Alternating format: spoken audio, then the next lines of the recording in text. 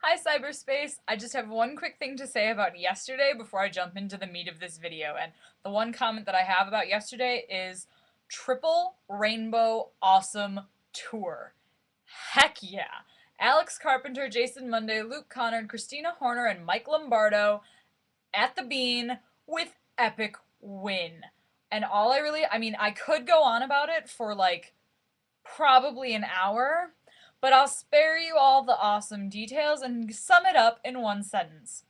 We got kicked out of Millennium Park because the security guards did not appreciate our awesome.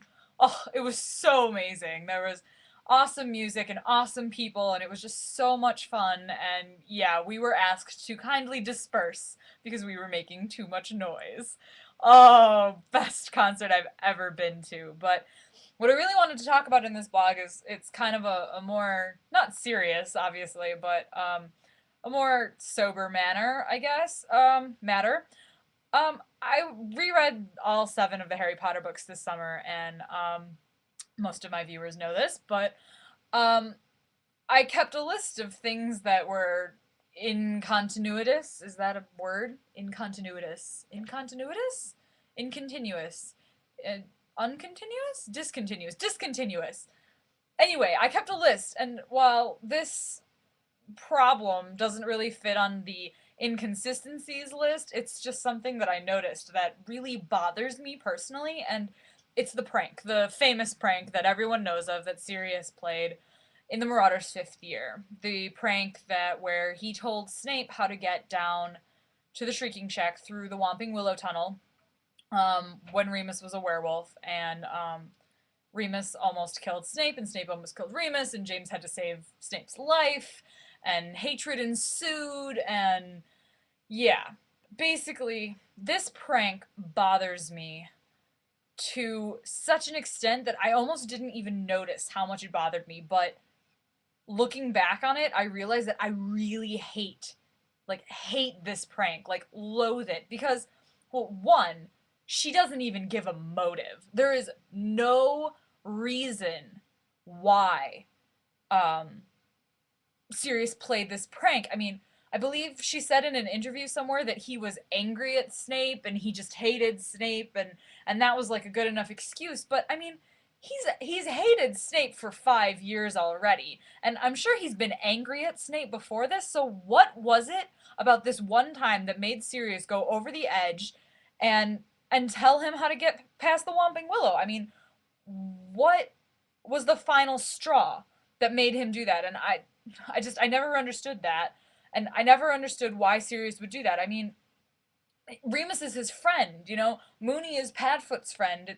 I mean, I know that it's always James and Sirius, but I almost kind of think that Remus was Sirius's best friend. I mean, like James was like, his long lost brother that he just refound on the train their first year, and it's just like Remus is his best friend. James is his brother. There's a different relationship there.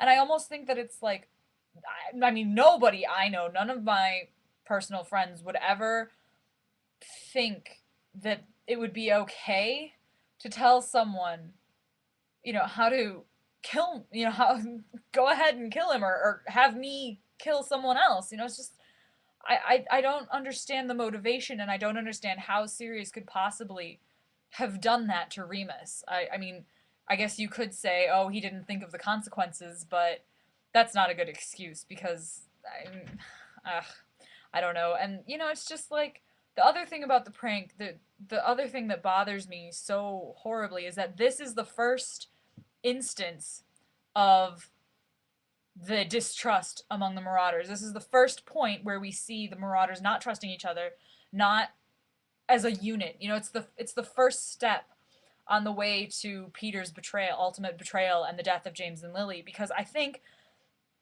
of this. This was the moment when Sirius and Remus looked at each other and said, "Well, if he could do that, then why couldn't he work for Voldemort?" And this is the moment during the First War that they look back on and they're like, "Well, he did it once, so maybe he is in league with Voldemort. Maybe he could do it again." And that leads Peter to very easily slide in between all these relationships and just get to James and say, hey, you can still trust me. And I mean, who would suspect, first of all, who would suspect stupid little Peter, tag along Peter Pettigrew to begin with?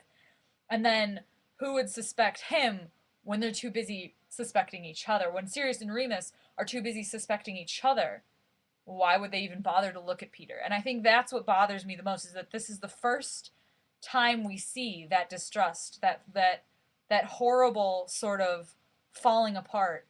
And that's really why I can't stand the prank. It bothers me, and I I'd really like to hear your thoughts on the prank. If you hate it as much as I do, um, if you have some sort of inkling for a motive why Sirius would have done it, if you think Snape's reaction is justified, um, yeah, I wouldn't trust Remus either if I were Snape. I mean, I can't justify him hating James, but I can justify the way he acts toward Remus in Prisoner of Azkaban. But I mean, so let me know your thoughts on the prank and what you think about it.